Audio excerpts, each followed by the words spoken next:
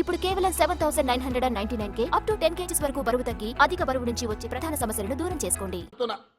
మిత్రులారా, ఈ రాష్ట్రంలో 119 అసెంబ్లీ నియోజకవర్గాలు ఉంటే 10% జనాభా ఉన్న ముదిరాజులకు కల్వకుంట్ల చంద్రశేఖరరావు ఒక్క టికెట్ కూడా ఇవ్వలే. నేను ఆయనని గడ్డ మీద నుంచి చెప్పిపోయినా, ముదిరాజు సోదరులు పౌరుషానికి మారు పేరు, మాట ఇస్తే మాటకు నిలబడి తల తెగిపడ్డ మడమ తిప్పని జాతి ముదిరాజు జాతి. మీకు టికెట్ ఇయ్యని కేసీఆర్ను గద్దెదించే శక్తి మీ చేతిలో ఉంది. మీరు నడుం బిగించండి అని ముదిరాజు సోదరులకాయల ఈ నారాయణపేట నుంచే నేను విజ్ఞప్తి చేసిన.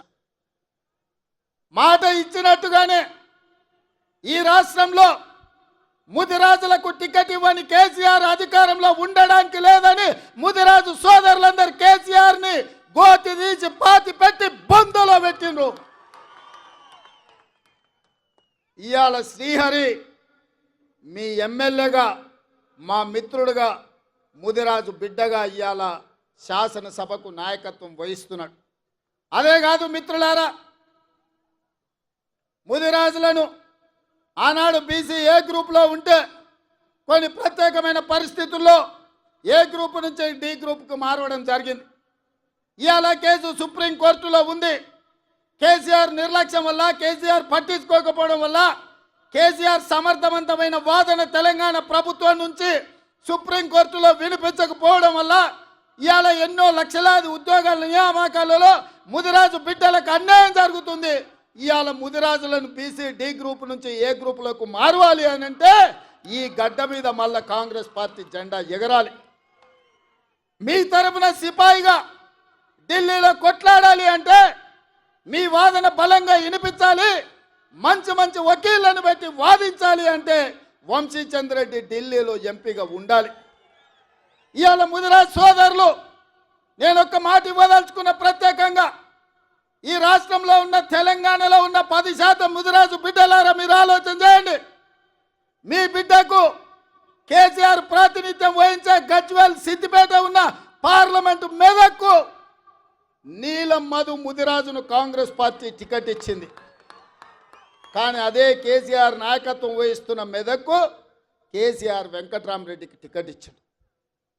మేమేం ఆలోచన చేస్తామో, కేసీఆర్ ఏం ఆలోచన చేస్తాడో మీరు ఒక్కసారి ఆలోచన చేయండి. అందుకే ఇవాళ ఈ వేదిక మీద నుంచి మీకు ఒక మాట ఇవ్వదలుచుకున్నా.